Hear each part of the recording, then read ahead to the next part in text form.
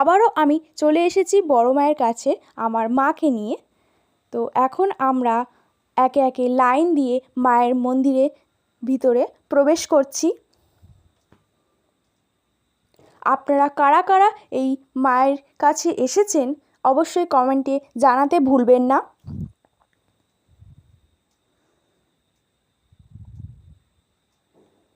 আর সকলে কে কোথা থেকে আমার এই ভিডিও দেখছেন অবশ্যই কমেন্টে জানাবেন।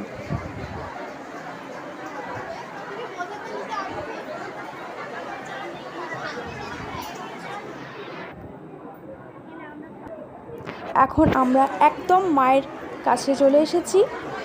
দেখুন বন্ধুরা, মায়ের কাছে এলে একদম আপনাদের সকলের মন শান্ত হয়ে যাবে, খুব ভালো লাগবে।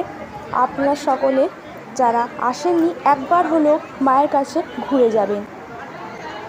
আর সকলে খুব ভালো থাকবেন, সুস্থ থাকবেন, সবাইকে খুব ভালো রাখবেন।